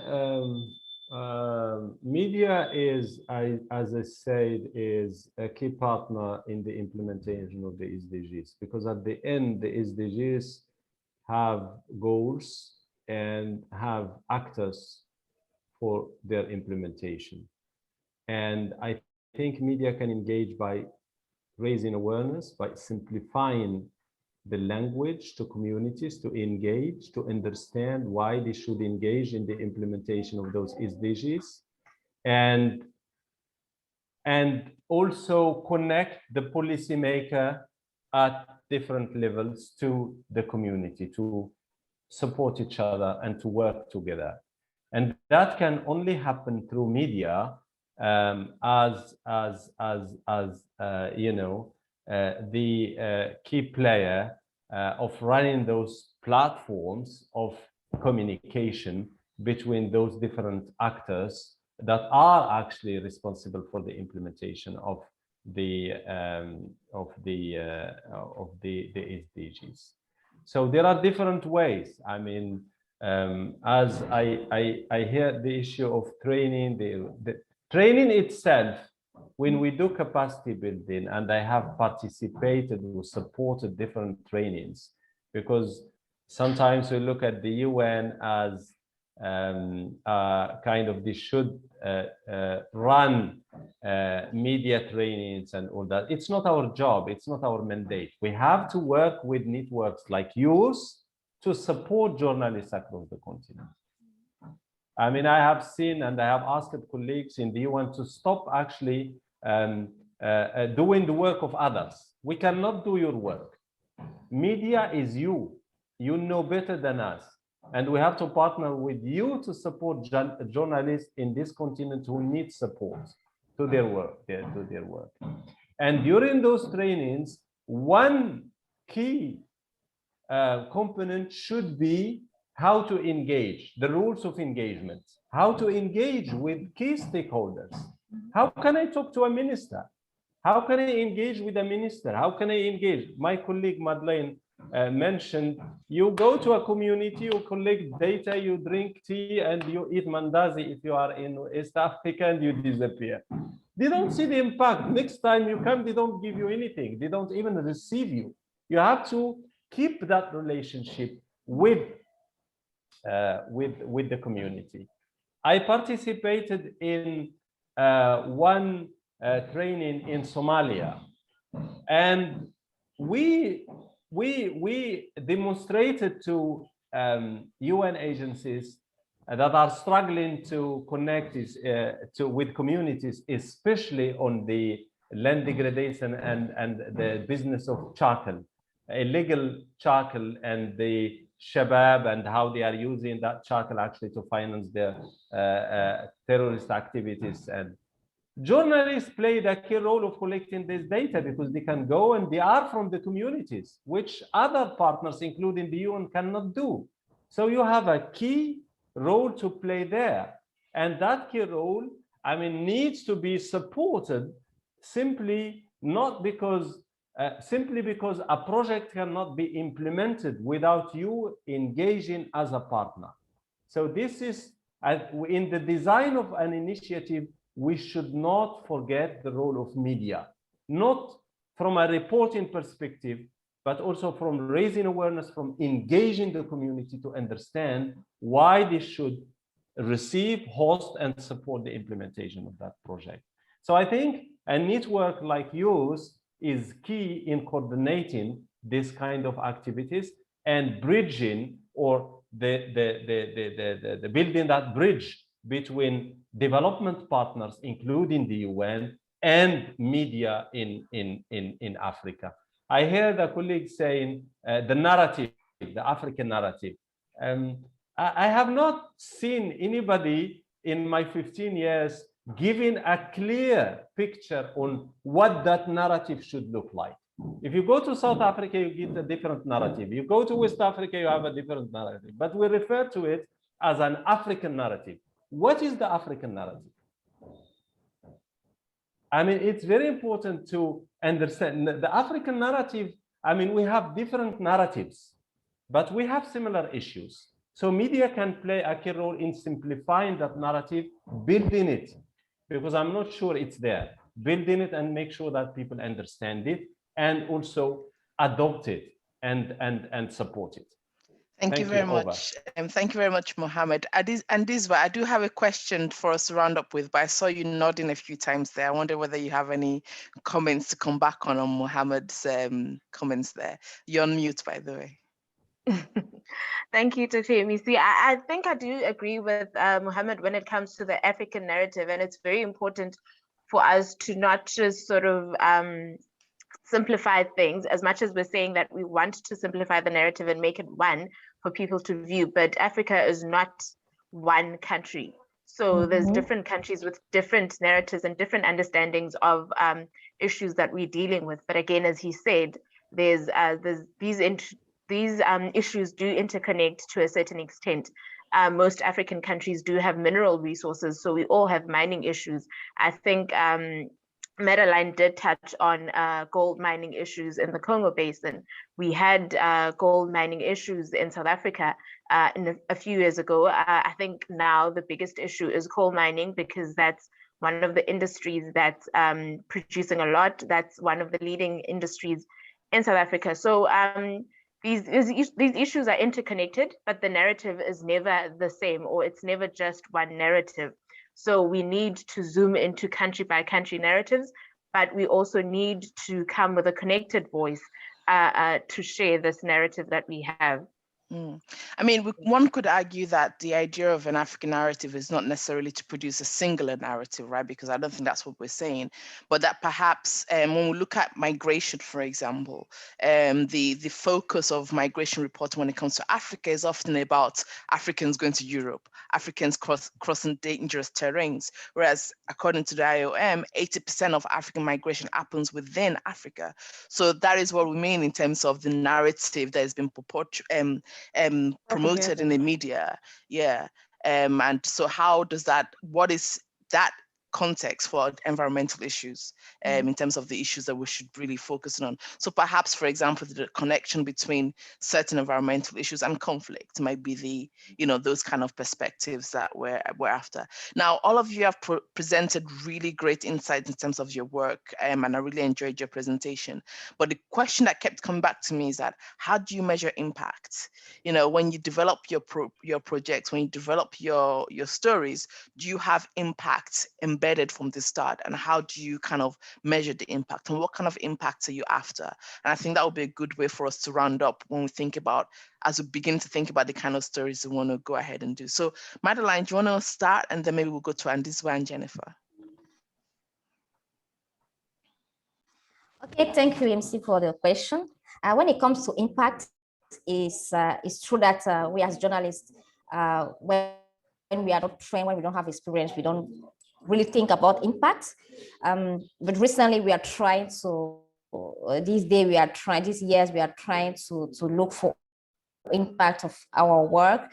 I would take an example of one of the report we did in 2017. It was about how communities in Cameroon living around palm oil plantation are impacted by the activity of palm oil companies. So the communities were abused. Some women were complaining about abuse, violation, land grabbing. And the main problem was sexual violence for women living around this plantation, and pollution, water pollution. We published reports and at Info Congo and share it with women, with the communities, and also with the companies and the government authorities.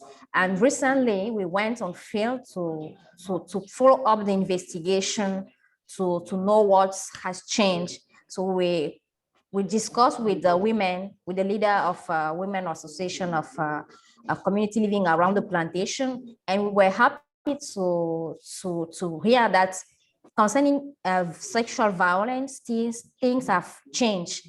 They told us that now in the community, they have organized themselves. So at that period, so before 2017, and even the time we visit the area, children, young girls were sending to look for leaves around plantation, and when coming back home, they were victim of sexual violence from the security guard working in the company. So now when we came back now recently, they told us that things have changed because they tried to raise awareness in the community about these issues, this sexual violence. So how young girls can prevent this violence to happen? They go on forest now in groups. So they don't stand with a girl in forest alone now. So they will have a group of 5 or 6 young women, young girl go on forest to look for leaves.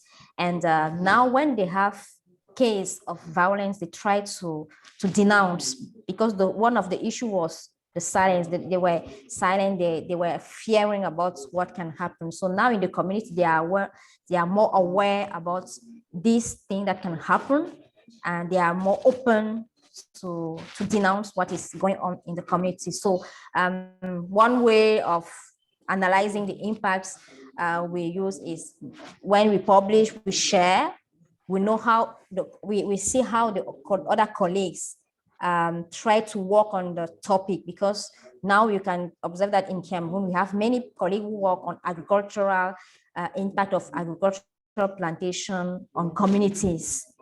So journalists engaging in writing about this topic, and also the communities more aware and more open to speak with others coming to investigate about these topics. This is how we try to analyze. Maybe colleague can add more and have more methodology to analyze it. Thank you. Thank you, Madeleine. And Andiswa, we've got a few minutes left, so just maybe 1 minute response. All right, thanks a lot. I think just to avoid echoing a lot of what Madeleine has already said, because I think what she's said does capture the way that we measure impacts in our environmental journalism. So the biggest impact, or the biggest way to measure impact, is the change of laws and legislation. But this doesn't happen as quickly or as often as we'd like to see it. But I think getting the conversation out there, starting the conversation, sharing our stories as wide as possible does have an influence in that. It starts the conversation, and eventually we do get to a point where the stories that we write do tend to influence legislation or laws that are passed. And then just to give an example also of a story that was done by Manolit years ago of a company outside of South Africa that had come in and wanted to mine in an environmentally protected area because it was a huge water source for the country as well as the surrounding areas. So from writing that story and breaking that story, it was able to reach a wider audience. And this is, again, where civil society organizations or NGOs come into play, where environmental NGOs actually picked it up, and communities mobilized together with these CSOs to actually fight back against this proposed mine. Eventually, this was taken to the courts and it was dealt with via the law. And because of that, the environmental or the mining rights that were granted for the mine to continue were actually set aside because they had actually not considered the environmental impact of such a mining project happening in an area that's a huge water source. So I think that's the biggest impact. That's one of the biggest impacts that we push for. So beyond the awards and everything else, we want to see a change in the laws. We want to see a change in the way things that are done, so that there's a precedence that is set for other companies that might want to come in and attempt similar projects. Okay. Brilliant. Thank you. Yes, so we've only got a few minutes left. So Jenifer, do you want to really quickly? All right, just to add up from what my colleagues have said, apart from those what I've said, as for me, like the way the leaders react from what I have written is what I see that my story have brought an impact. You know, sometimes I remember like last year, I wrote a story about the village which is forced to relocate because of the impact of the climate change. They have been invaded by the sea. The moment the story was published, and the next day that the story was published, people started to call me from the villages and tell me, my dear, you have brought up some problem. Now we see a lot of leaders are coming to see what is going on in our village. So one of the things that I see that my story have brought an impact is the way that the leaders are reacting to it. Sometimes they even call me to ask me more questions, or they even go to the villages, and sometimes they even use the public, the other medias to reply, to bring the feedback. Yeah. Okay. All right. Thank you so much. So, Joy, do you want to round up, and then I can just give a good thank you to everybody.